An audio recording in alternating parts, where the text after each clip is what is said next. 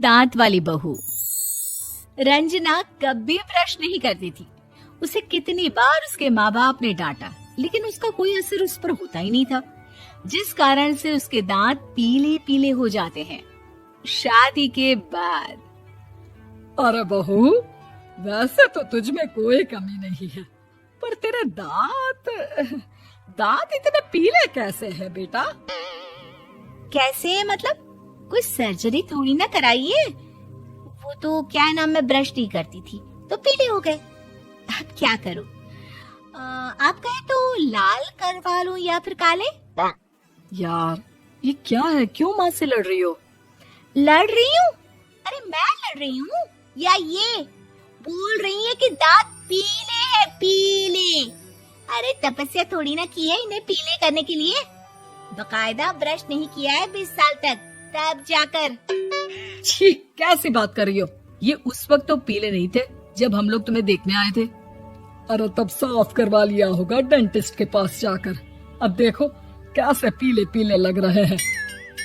रंजना सास की तरफ गुस्से से देखती है। फिर शुरू हो गई पीले पीले पीले।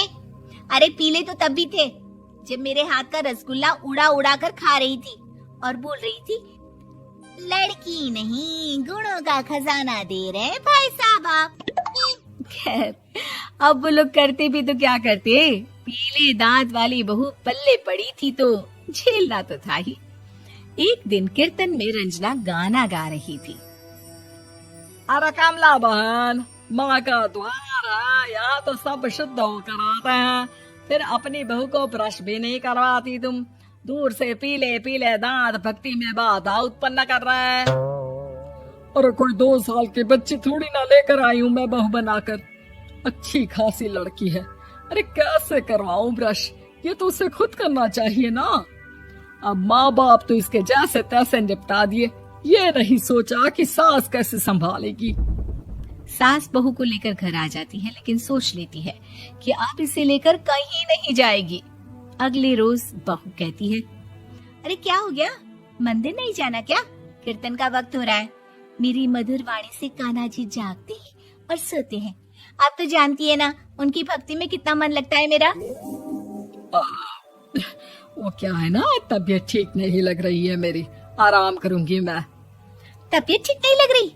अभी तो मिथुन के गाने पर नाच रही थी आप, और अब बोल रही है कि तबीयत ठीक नहीं लग रही। अरे भक्ति में मन लगा लो सासू माँ, ऊपर जाना है, क्या मुंह दिखाओगी आप? हाँ? सास को बहू की बात पर गुस्सा आ जाता है। मैं क्या मुंह दिखाऊंगी, इसकी चिंता तो ना कर, समझी? अपने मुंह की चिंता कर, जो ये पीले पीले दांत लेकर हर जगह पहुंच जाती है। पता है लोग कितना मजाक बनाते हैं। ना जी ना, मैं नहीं जाना कहीं तेरे साथ। तो ये बात है। कोई ना, मत जाओ, मैं अपने कमरे में ही बैठकर भक्ति कर लूंगी। ऊपर वाला दांत थोड़ी ना देखता है, मन देखता है, भावना देखता है। और अरे बस बस, तू सब कुछ दिखा, बस ये सफेद चमकदार दांत ना दिखाना किसी को, है? जा यहाँ से। बहू को सास की बात का कोई फर्क नहीं पड़ता, वो तो जैसी थी वैसी ही रह जाती है। सुबह नहाकर किचन में खाना बनाना, फिर खाना खाना, कीर्तन भजन करना और सो जाना। एक दिन, माँ जी मैं सहेली के घर जा रही हूँ, शाम को लेट आऊंगी। हाँ हाँ, तो जाना, मैंने कौन सा तेरी आरती करनी है घर पर बैठकर। रंजना सहेली के घर जाती है, जहाँ वो पार्टी में जाने की तैयारी कर रही होती है। अरे शिखा, कहाँ जाने की तैयारी कर रही है? मैं गलत वक्त पर आ गई क्या? अरे नहीं यार, उल्टा सही वक्त पर आई है। मैंने ये साड़ी और ज्वेलरी निकाली है यार, शाम को इनके ऑफिस की एक पार्टी में जाना है। बताना कैसा लग रहा है ये सब? नहीं यार, इस ड्रेस के साथ तो वो वाली ज्वेलरी अच्छी लगेगी। हाँ हाँ सही बोल रही है, मैंने ध्यान ही नहीं दिया। वैसे तो हमेशा से मस्त फैशन सेंस रखती है। तो बड़ा जाती होगी ना पति के साथ पार्टी में। रंजना कुछ नहीं बोलती, बस सोचती है कि यार काश ये बात सही हो जाती, पर मैं क्यों नहीं जाती पार्टी में? क्या इन लोगों की कोई पार्टी होती नहीं होगी? रंजना घर आती है और रात में पति से सवाल करती है, एक बात बताइए, आप मुझे किसी पार्टी में क्यों नहीं ले जाते? क्या आपकी यहाँ ऑफिस में पार्टी नहीं होती? पति बेचारा